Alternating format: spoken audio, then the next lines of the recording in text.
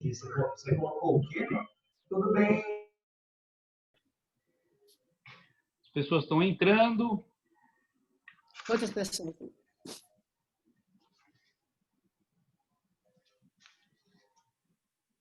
Bom, espera um minutinho só que eu estou abrindo aqui o meu documento.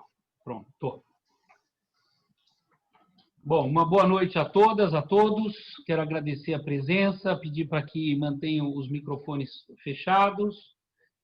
Nós vamos começar hoje o quarto encontro dos candidatos à Prefeitura de São Paulo. E hoje a gente tem o privilégio de contar com o Gilmar Tato, que na última reunião nossa não pôde comparecer, mas fez questão de estar aqui conosco nessa noite. Então, Gilmar, agradecer muito o seu tempo, a sua dedicação, desejar boa sorte nessa sua jornada, que a gente sabe que não é uma jornada fácil, mas ela é absolutamente desafiadora, e você é uma pessoa que tem uma experiência enorme na área pública, na área política, já fez muito por São Paulo, e todos nós agradecemos. Eu vou apresentar aqui rapidamente a nossa dinâmica. Nós temos, então, hoje, no grupo Criança na Creche, que é coordenado pela Maria Cecília Parasmo, psicanalista de orientação lacaniana, com formação em letras e psicologia. Ela é mestre em ciências humanas pela Unisa, Universidade de Santo Amaro, desenvolveu trabalho voluntário na FEBEM. Maria Cecília, muito obrigado. Nós vamos ter hoje a presença do candidato Gilmar Tato, que é candidato do PT à Prefeitura de São Paulo, foi secretário nacional de comunicação do PT e tem dirigido a implantação da TV PT em todo o Brasil, além do canal nacional, além de outras medidas que têm auxiliado as direções estaduais e municipais no enfrentamento à pandemia, com a disponibilização de ferramentas e expertise para reuniões e atos virtuais. O Gilmar é mestre e atualmente é doutorando pela Poli, Universidade de São Paulo. Filiado ao PT desde 1981, foi eleito presidente do Diretório Municipal Paulistano em 95, eleito deputado estadual em 98 e sendo o segundo candidato mais votado da bancada. Aqui eu não estou vendo que o Gilmar foi secretário dos Transportes também, por 2 vezes, né, Gilmar? Eu peço desculpas que está faltando aqui no seu currículo, mas você pode aqui acrescentar se eu deixei de falar algum dos seus trabalhos públicos, né? Eu vou iniciar essa nossa rodada passando a palavra a Maria Cecília para que ela possa fazer a introdução do tema. Em seguida, o candidato Gilmar Tato e em seguida abriremos para perguntas. Tudo bem? Então, Maria Cecília, com a palavra, boa noite. Boa noite. Eu gostaria de lembrá-lo só da gente falar dos apoiadores, que como eu desci aqui, eu estou sem o acesso, tenho receio de me esquecer de algum. Eu falo já me desculpando. Nós temos aqui a participação institucional, a quem agradecemos, da Virada Feminina, da Organização Brasileira de Mulheres Empresárias, Mulheres da Verdade, Liga das Mulheres Eleitoras do Brasil, a Libra, Fundação Baquiana, o IBREI, Instituto Brasileiro de Desenvolvimento de Relações Empresariais Internacionais, a ABIME, Associação Brasileira Internacional de Imprensa de Mídia Eletrônica. Com a palavra, Maria Cecília Parasmo. Então, um prazer ter você aqui conosco, Gilmar Tato, e agradeço a presença das pessoas presentes aqui. E eu gostaria de colocar o seguinte, a ideia, Gilmar, é saber como é que o futuro prefeito dessa nossa município, que é uma metrópole, poderá resolver, ou pelo menos dar um início muito consistente à resolução dos problemas de creches aqui em São Paulo. Por quê? Porque a criança é o que importa. E a gente, quando se fala de creche, fala-se de creche de qualidade, né? Acontece que nós já temos avanços suficientes da neurociência para justificar a necessidade de investir em crianças. Temos avanço da psicanálise em termos de formação do eu, ou seja, a neurociência e a psicanálise, que também é uma ciência, embora conjectural, tem instrumentos suficientes para comprovar a necessidade de investir na criança. Nós temos leis que apoiam, leis fortes aqui. Entretanto, há uma persistência em não se investir o necessário na criança. Quando eu falo na neurobiologia, do avanço da neurobiologia para explicar a necessidade de se investir na criança, eu me apoiei muito no livro Aprendizagem Infantil, que me foi indicado pela fonoaudióloga e doutora Ana Maria Alvarez, no qual consta a participação de 10 pessoas que escreveram, que contribuíram para esse livro, que foi coordenado pela Academia Brasileira de Ciência. Dentre eles, Edson Amaro, que é o médico no Einstein, responsável pelas imagens, pela leitura das imagens, interpretação das imagens. E ele me auxiliou também na compreensão da importância do avanço da neurobiologia. Aliás, o Floriano, quando era secretário de Desenvolvimento Social aqui em São Paulo, trouxe na Câmara Municipal para falar conosco Jack Shonkoff, que é diretor em Harvard da Developing Child Center. Então, nós temos muitos instrumentos que comprovam a necessidade de investir na criança. A minha questão fica assim, por que isso não caminha? O que acontece com o Brasil, o que acontece com o Estado, o que acontece com o município, que tanto o poder público não faz a lição de casa, o poder privado não força, não faz pressão também para que o poder público cumpra essa sua missão. Que resolução que eventualmente você daria para esse problema? Nós precisamos investir na criança com creche de qualidade, porque a criança precisa, para terminar, a criança precisa de boa alimentação, bom sono, precisa de estímulo e precisa de carinho. Essa é a creche de qualidade. Então, eu espero contar com a sua resposta, que seja bastante auspiciosa. Obrigado, Maria Cecília. Passo imediatamente a palavra, então, ao candidato Gilmar Tato. Obrigado, Fernando Pesaro. Um prazer estar aqui. Cumprimentar você, a Maria Cecília e todos que estão na sala, ou mesmo que estão nos assistindo. Cumprimentar a doutora Maria Inês Dolce também, que é uma grande amiga, que incentivou bastante para que eu estivesse aqui. Pedir desculpas que não pude estar na outra vez, em função de uma agenda, essa correria da campanha que está muito próxima. Eu queria fazer uma introdução do um pouco da minha história que tem a ver com criança. Eu nasci no interior do Paraná, na roça, trabalhava como criança e ia na aula a 3 quilômetros. E não achei legal isso, não. Então, há uma evolução disso. Vim para São Paulo com 13 anos, com 14, comecei a trabalhar de office boy com 14 anos de carteira assinada. E eu trabalhava durante o dia e estudava à noite. À noite eu ia para a escola, uma escola pública, estadual, Mademoiselle Perrillet, lá na Capela do Socorro, no Jardim das Embuias, perto da Unisa, perto da antiga OSEC, lá no campus da OSEC, lá, era justamente em frente, viu, Maricílio? E não achava legal à noite comer canjica, que você estava morrendo de fome. Aí depois, morava na rua de terra e pegava um ônibus lotado de manhã e no final do ônibus não tinha abrigo o ponto de ônibus. Então, essa é a minha vida. E aí a vida me deu muitas oportunidades na cidade. Eu tive a oportunidade de casar, ter filhos, a oportunidade de ter tudo isso que o Pesaro falou. E depois que eu saí de deputado, me elegi deputado estadual, a Marta ganha a eleição e me convida para ser secretário de abastecimento. Numa época, 2001, que tinha o programa Fome Zero. O Brasil o povo brasileiro estava morrendo de fome, como está agora. O Brasil saiu do mapa da fome com o governo Lula e agora voltou. Então, e naquela época tinha a campanha do Betinho. E eu fui secretário de abastecimento. E nós fizemos uma campanha de arrecadação de alimentos na cidade. E eu fui visitar, Maria Cecília, uma escola no Paraisópolis chamada Paulo Freire, na hora do almoço. As crianças estavam comendo bolacha seca. E aí eu falei, olha, e eu sou responsável por isso. Eu voltei à minha secretaria de abastecimento na época, reuni com toda a minha equipe, e eu nunca vi tanto não na vida. A escola era de lata, não tem cozinha, não dá para fazer, não tem merendeira, não tem nutricionista, escola não é lugar de criança comer, é de criança estudar, era nesse nível. E a gente tinha acabado de sair do governo PITA, não tinha dinheiro.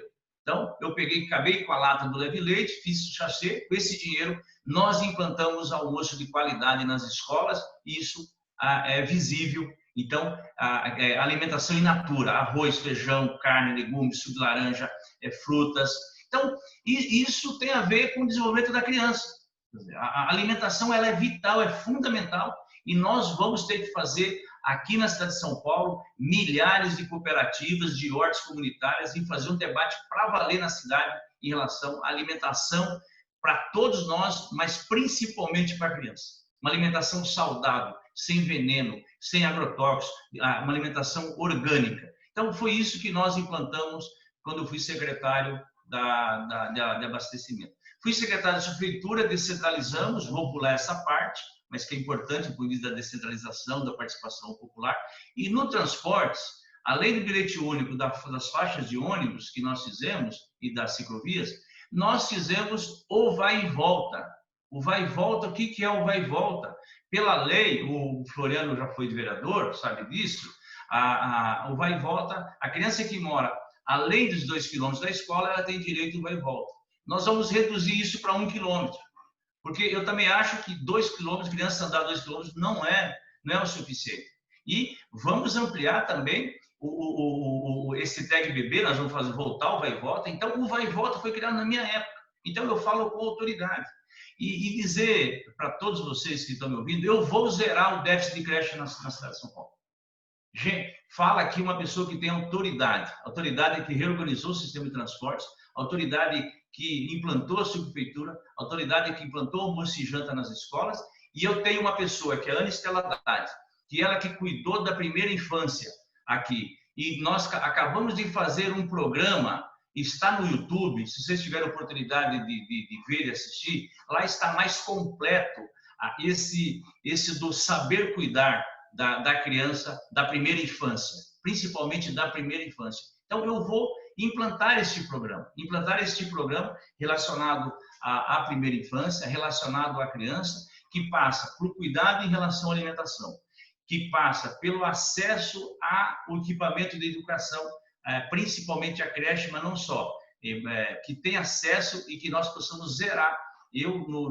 No meu governo, nós vamos zerar o déficit de vagas, tanto de creche, como o ensino infantil, como o fundamental. E alimentação de qualidade e o saber cuidar. O saber cuidar, eu sei que a grande parte dessa área está terceirizada. Eu acho que só no último caso, eu sou totalmente contra a privatização de creche. Eu sou totalmente contra de ficar dando esses vouchers para a escola particular, a qual nós temos que forçar a qualidade do ensino público, desde de creche até o universitário. Olha o SUS, se não fosse o SUS, o que ia acontecer com essa pandemia? Então, eu sou pelo fortalecimento do Estado. Então, para zerar o déficit, eu posso até fazer convênios, mas eu vou ter uma política, e gostaria de falar para vocês de forma muito transparente, na medida do possível, fazer de forma direta. Por isso que nós vamos contratar professores, educadores, pedagogos, para gente que entende, que estuda, que se aprofundou e que sabe cuidar a cada dia, de cada semana, de cada mês, de cada ano da fase de uma criança, desde do bebê até se tornar adolescente e adulto. Então, ninguém acreditava que nós íamos reorganizar o sistema de transporte. Eu organizei. Ninguém acreditava que nós íamos fazer essas ciclovias, essas faixas de ônibus. Eu resolvi. Então, por isso que eu quero colocar essa minha experiência, colocar esse meu dinamismo e colocar essa capacidade que eu acho que eu tenho de não aceitar que é normal uma criança não ter uma vaga na creche. Não é normal. Como não é normal uma cidade como São Paulo você ter 30 mil pessoas em situação de rua e e como em uma cidade tão rica. Então, nós vamos enfrentar essa desigualdade. Esse é o meu compromisso com vocês e com a cidade de São Paulo. Então, eu queria fazer uma pergunta, por favor. Você está me ouvindo, Gilmar? Estou ouvindo. Como houve a eleição assim de 10 distritos, os mais carentes de São Paulo, são 96 distritos. Há 10 que foram elencados como os mais carentes.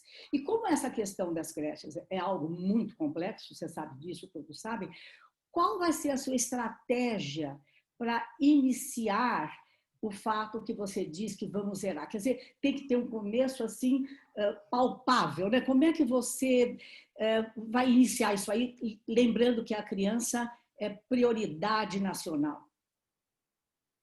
Olha, uma coisa que é importante dizer é que o Fundeb, que foi aprovado agora esse ano, a cidade de São Paulo vai receber mais recursos. Isso é uma boa notícia. A cidade de São Paulo vai receber do Fundeb um pouco mais de 2 bilhões, viu, Maria Cecília?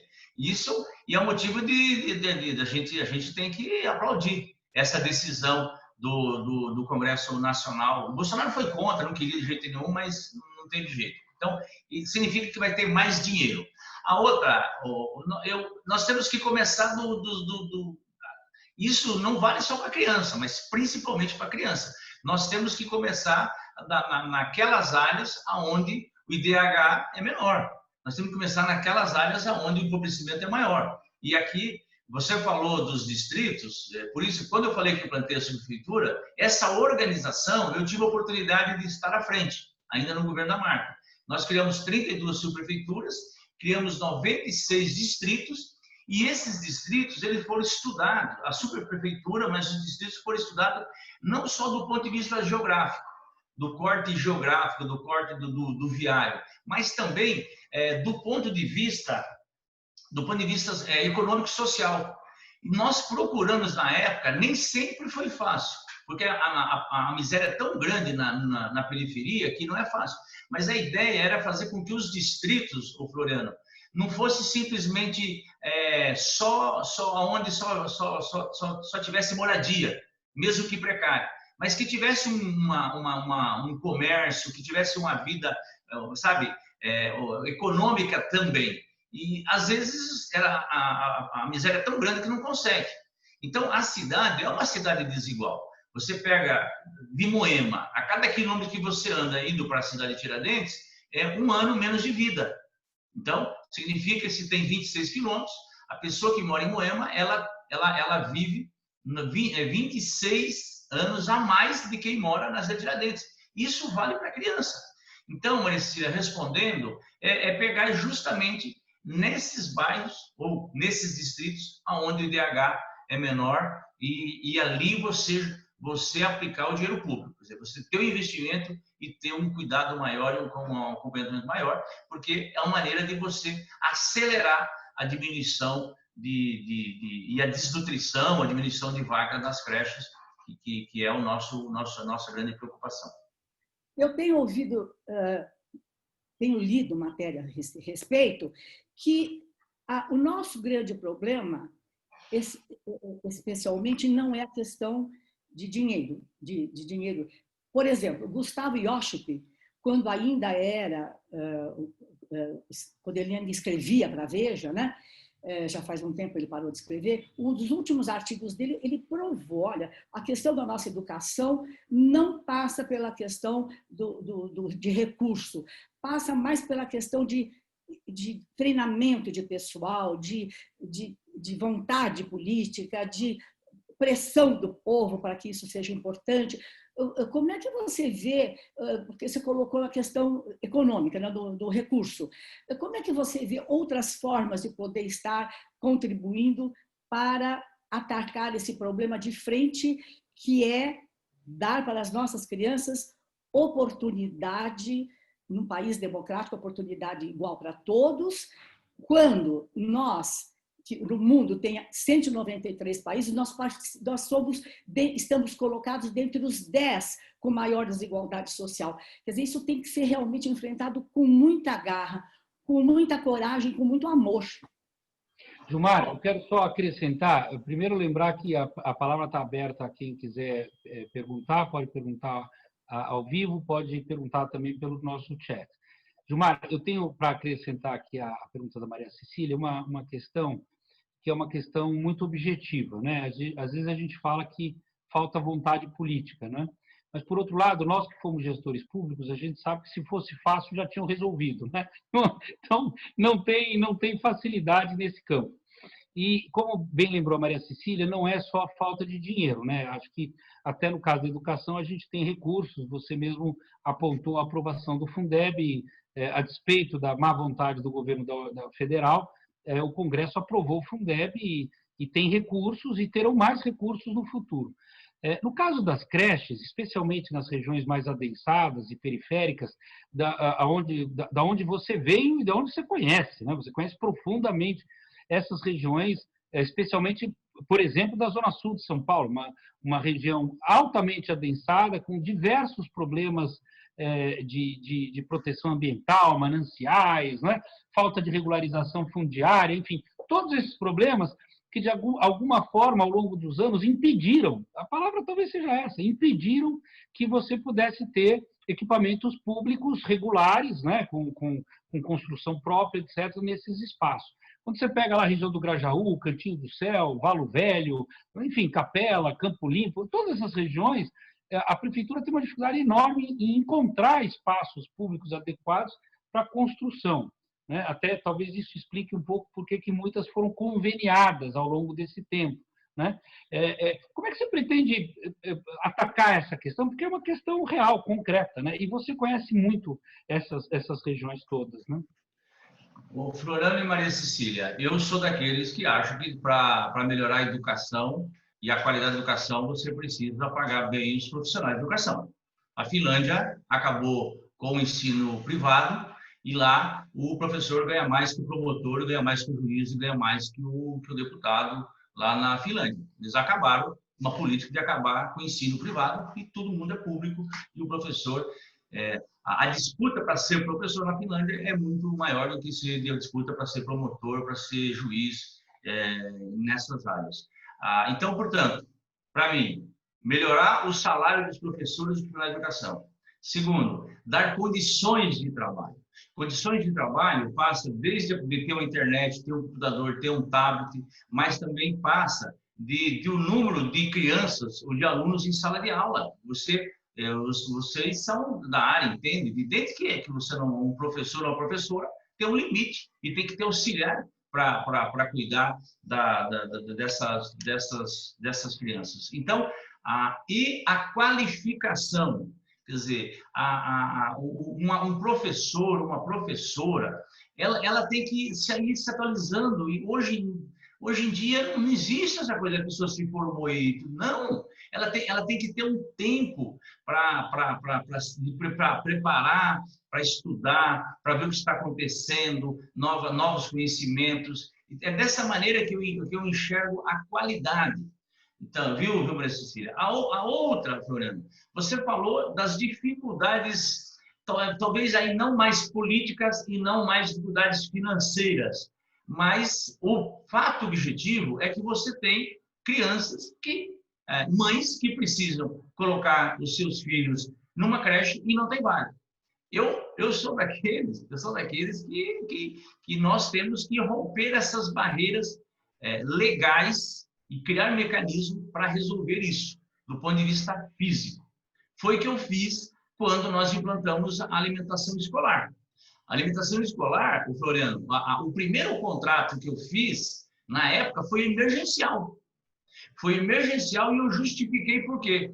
Tive problemas no Ministério Público, tive problemas no TCM. E sabe qual que foi a justificativa que eu dei? O argumento deles, na época, Floriano, eu falo Floriano porque ele foi deputado, foi vereador, é por isso, viu, pessoal? Não é, né? É só por causa disso. O argumento é que não era urgente, não era um serviço emergencial. E aí, eu não era da área, doutora Maria Cecília. E aí, as nutricionistas, as pessoas que entendem da questão da segurança alimentar e a área de saúde, deu um parecer e falou o seguinte: cada dia, cada semana, cada vez que a criança deixa de ter aquela alimentação adequada, in natura, ela não é que ela pode recuperar depois. A formação dos ossos do organismo dela, não, isso não recupera. Então, foi a partir daí que o primeiro contrato foi emergencial. Só que depois aí eu preparei, depois de 3 meses, 6 meses, não lembro exatamente quanto, nós preparamos uma licitação definitiva. Então, Floriano, eu talvez esteja me antecipando da minha estratégia de resolver o problema de déficit de vagas. Eu não tenho dificuldade nenhuma de ter essa coragem de tomar decisões se elas forem decisões que você às vezes não recupera. Uma criança, é melhor, ao meu ver, você pôr uma criança na creche e a gente ter coragem de fazer um contrato emergencial do que, eventualmente, a mãe vai trabalhar e deixa uma criança de 1 ano, 2 anos, com com a irmã que tem 5, 6 anos ou 4 anos. Que é isso que acontece na periferia, vocês sabem disso. As pessoas ficam trancadas dentro de casa, criança cuidando de criança quando não está cuidando de bebê. Então, gente, nós estamos falando de coisa séria e colocando em risco a vida dessas pessoas. E que a gente tem que ter responsabilidade de tomar decisões rápidas. E por isso que eu, no início, falei que eu tenho essa característica e é reconhecido por todos por enfrentar essas dificuldades. Gilmar, você é um homem corajoso, isso não tem a menor dúvida. O que você fez no transporte em São Paulo, tanto na questão das ciclovias quanto no enfrentamento do próprio setor de transporte público em São Paulo, que não é fácil, né? A gente sabe os apelidos que essa turma tem também. E você os enfrentou, né, com as faixas de ônibus exclusivas e coisas do gênero. Mas no caso da creche, tem uma pergunta aqui, Gilmar. Há quem defenda que as creches podem estar em locais estratégicos, por exemplo, em estações de metrô, trens, né, onde as mães poderiam sair para trabalhar e deixar os filhos no meio do caminho e buscá-los na volta. Mas, por outro lado, há uma legislação local, né, municipal, que determina uma certa distância entre a casa da criança e o local onde ela ficaria a creche, né, a proximidade. Como é que você enxerga essas duas questões que estão sendo colocadas por outros candidatos, inclusive? Floriano, eu quero dizer para você o seguinte, eu não sou especialista na área. Quando nós estávamos trabalhando, discutindo a concessão dos terminais de ônibus, tinha esse debate, tinha um debate inclusive de creche, tinha um debate para fazer posto de saúde, para fazer escola, ou equipamento público, às vezes uma UBS e tal. E eu confesso que eu sentia mais tranquilo quando falava de fazer um posto de saúde, de fazer uma UBS, uma coisa mais, um CRAS ligado à assistência social. Nessa parte e como é o debate sobre a questão da creche noturna, que nós não falamos, que é um outro problema que nós temos que enfrentar, né? A creche noturna. Bem lembrado, bem lembrado. Exatamente, que tem gente que trabalha à noite que precisa de deixar essas crianças na creche. Eu confesso, o Floriano, que eu não tenho uma opinião formada sobre isso. Eu não tenho uma opinião formada. Porque, assim, o ideal é que ela fica perto de casa, né? Que realmente a creche fique perto de casa. Mas eu não sei o tamanho, qual que é a dificuldade, porque é evidente, se a mãe ela mora longe e, às vezes, do ponto de vista da relação dela com a criança, é melhor ficar próximo ao trabalho, até porque tem uma lei também que fala, que obriga, né, as empresas a ter creche, certo? Então, eu estou imaginando que esta parte é uma parte onde as empresas não têm a obrigatoriedade e precisam deixar próximo ao trabalho. Então, eu não tenho, do ponto de vista político, eu não tenho preconceito em relação a isso. Eu confesso que eu não gosto muito, sabe? Se tiver um outro jeito de ficar próximo de casa, mas eu acho que nessa questão vale muito mais a opinião da mãe, que ela que sabe cuidar do filho. Então, eu sou uma pessoa que tem 2 ouvidos, eu prefiro ouvir mais e não tenho dificuldade em tomar decisão, se for necessário fazer isso, tá? Não gosto mais, acho que a mãe tem que ser ouvida nessa questão, a mãe e o pai. E os profissionais, de quem entende, né? Os profissionais da área.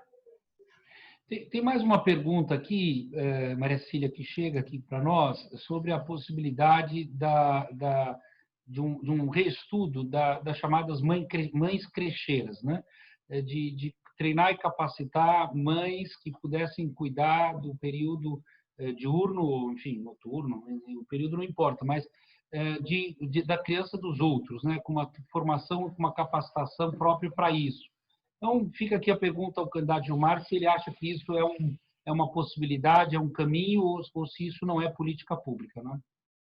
Você tem que trabalhar com o que tem. Eu prefiro deixar a criança na creche, na relação com outros coleguinhas e que com profissionais que estudaram isso. Nada contra uma mãe cuidar de outros filhos, nada evidente.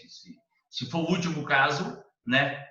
É questão, é redução de custos, redução de não custo do ponto de vista financeiro, no sentido de fazer o seguinte: se você perguntar para mim, entre uma criança de 4, de 5 anos cuidar de uma criança de 1 ano, 2 anos, e uma mãe uma mãe crecheira de cuidar de um conjunto de 5 crianças, é evidente que eu vou preferir a mãe crecheira. Mas eu não considero isso política pública, não. Eu não... Essa mãe crecheira precisaria ser oficializada, precisaria ser legalmente, teria que ser institucionalizado para ter controle, para ter treinamento, porque eu aqui estou tentando dar voz à criança, porque a criança não fala, não se comunica, mas quando se fala em mãe, na dificuldade da mãe, que é muito justo, é humano, mas eu estou pensando na criança em si própria, que a criança acabou de chegar nesse mundo, ela tem que ter atenção, carinho, tem que ter estímulo, tem que ter alimentação. E como você mesmo citou, Gilberto, do nosso atraso, quer dizer, nós estamos querendo falar de neurobiologia, da formação do eu, coisas assim para o Brasil, para as regiões periféricas. Eu percebo que isso é uma exigência ainda que se precisa ser instituída, porque tem necessidades de base para serem resolvidas. Isso que me preocupa. E com o passar de 1 mês, 2 meses, 1 ano, a criança está perdendo a oportunidade de fazer as conexões dos neurônios. Com 3 anos já atinge o ápice do desenvolvimento cerebral, em termos dessas conexões, em termos do cérebro que dobra o peso, ou seja, de uma série da fase de mielinização dos neurônios, uma série de questões que foram descobertas e comprovadas pela neurobiologia. A criança já fica fora. Lógico que poderá recuperar mais tarde, os especialistas dizem que podem recuperar mais tarde, mas o próprio Heckman, esse prêmio Nobel de 2000, prêmio Nobel de Economia, diz que é muito melhor o governo gastar com a criança que acaba de nascer do que pagar depois para o assistencialismo. Fica caro e não resolve o problema da criança. A criança já está prejudicada se ela não for atendida nos requisitos necessários para o desenvolvimento mental, emocional, biológico dela. Então, é questão de justiça social. As leis têm que ser obedecidas. Nós temos leis que dão esse tipo de sustentação para tudo isso. Então, as leis precisam ser postas, precisam ser resolvidas, né? Gilmar, eu sei que você precisa sair. Eu quero só a última consideração sua, se você puder, em relação à questão da fila de vagas em creche, que é algo que é bastante questionável também. Se você pretende fazer uma política específica para a primeira infância e não sei se o termo é auditoria, mas alguma avaliação dessa fila em creche, né? E lembrar a todas aqui presentes, a todos, eu não sei se todos sabem, mas Dona Inês Fontana, mãe do Gilmar, teve 10 filhos. Então, ela tinha uma creche própria, né, Gilmar? E trabalhava na roça ainda, ajudava na roça. Dona Inês era especial. O Floriano, eu comecei falando que eu prefiro a creche direta. Eu sei que tem muitas entidades sérias que fazem um trabalho sério, evidente, nós não vamos acabar com isso de maneira alguma, vamos continuar com essas creches conveniadas, Não gosto muito dessa coisa de que, na verdade, aí não são mais entidades, mas você vê que são empresas já que estão tomando conta do dinheiro público para cuidar de criança. Não gosto. Tem vários contratos que eu vou rever, tem várias denúncias relacionadas a essa questão. E, ao mesmo tempo, nós vamos enfrentar o déficit de creche. Então, são várias ações que nós vamos fazer no sentido, principalmente, eu quero dar uma olhada nessas creches, nesses convênios que foram feitos. E aí, não são essas entidades que têm reconhecimento público, sabe? Que tem história, gente séria. Então, é mais para ganhar dinheiro público, que isso acontece também nas OS, na área da saúde. Nós vamos dar uma olhada com muito carinho nisso, vocês não tenham dúvida. Mas nós vamos enfrentar o problema do déficit de creche. No meu programa está se tratando até o último ano, os 4 anos, mas a minha ideia é já no primeiro ano tentar resolver esse problema, porque é aquilo que nós estávamos conversando. A criança, depois você não recupera. Então, é uma coisa que a gente tem que cuidar. E o prefeito, governar, você tem que governar para todos, mas eu aprendi com a minha mãe, já que você falou da dona Inês, né? Ela amava todos os filhos, todos, né? Os 8 homens e 2 mulheres. Mas quando um ficava doente, ela cuidava com mais carinho. Tinha filho que às vezes me fingia que estava doente para ganhar uma bolachinha a mais, alguma coisa, mas esse é o amor que a gente tem. A gente tem que cuidar dos mais frágeis. E, sem dúvida nenhuma, a criança ela está em primeiro lugar nessa fila. Gente, prazer estar com vocês. Obrigado. Gilmar, muito obrigado. Muito obrigado pelo seu tempo. Do rostinho aqui e quem está nos assistindo, tá bom? Muito obrigado pelo seu tempo. Qualquer dúvida, eu tenho um programa de governo, lá está escrito, ele está bastante denso. Quer deixar o nosso site, o canal? Você sabe que eu não sei, mas deve estar na campanha Gilmar Tato 13, tá bom. Prefeito, deve estar lá, eu não sei exatamente o endereço. E o São Paulo da gente. A gente divulga. Porque nós, como a gente governou três assim, gestões, a gente nessa área tem muita gente também que estudou, qualificada, e que pode eventualmente ajudá-los, talvez com mais propriedade que eu próprio, porque a gente é mais generalista do que propriamente um profundo conhecedor dessa área, mas eu procuro ler bastante e entender, porque o prefeito tem que saber de tudo que acontece na cidade de São Paulo, principalmente na área de educação. Obrigado, gente. Muito obrigado, parabéns pelo seu esforço. Você foi extraordinário aqui conosco hoje. Desejar boa sorte na sua caminhada, na sua jornada. Agradecer muito o seu tempo aqui conosco. Muito obrigado, Gilmar. Obrigado e parabéns pelo trabalho de vocês. Forte abraço.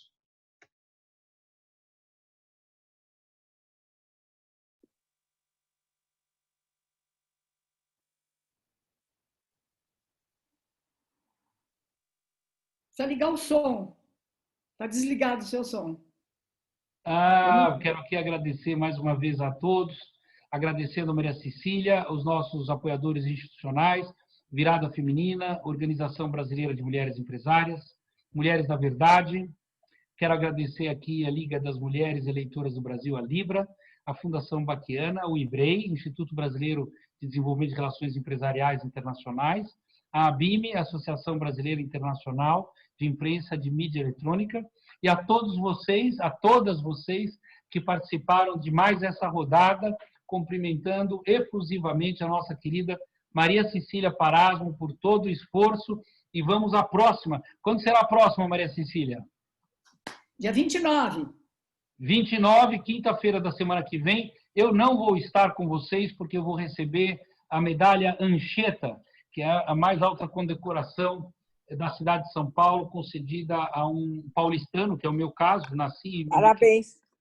Vou receber a medalha Anchieta na Câmara Municipal de São Paulo, das mãos dos vereadores Eduardo Tuma e Daniel Annenberg, que foi quem me concedeu a honraria, e eu vou fazer um belo discurso sobre primeira infância, depois eu mando a todo o grupo, mas eu não estarei no próximo dia 29, quinta-feira, mas vocês estarão, e convidem a todos, porque no próximo dia 29 nós teremos Andréa Matarazzo e Orlando Silva, PSD e PCdoB. São 2 grandes candidatos Floriano, eu quero cumprimentá-lo pela honra de você receber esse prêmio na Câmara Municipal. Claro, claro. Meus parabéns, Floriano. Parabéns. De coração a vocês. O meu muito obrigado, o meu agradecimento profundo pelo carinho e confiança de todos. Carla, muito obrigado pelo seu esforço. Silene, obrigado. Liz, está aqui a Maria Cecília também, a Carla Mourão, já falamos. A Silene Rola, nós vamos mandar, Silene, para você, nós vamos mandar o link no nosso grupo Criança na Creche, o link do Gilmar Tato, para quem quiser acompanhar. E a Thaís Pimentel, querida, muito obrigado também pela sua participação e seu esforço com o Bruno Covas. Acho que não teremos o Bruno, infelizmente, mas vamos seguir aí na luta de todas vocês, em especial da Maria Cecília. Muito bem, Maria Cecília. Uma boa noite a todas. Muito obrigado. Boa noite, boa noite.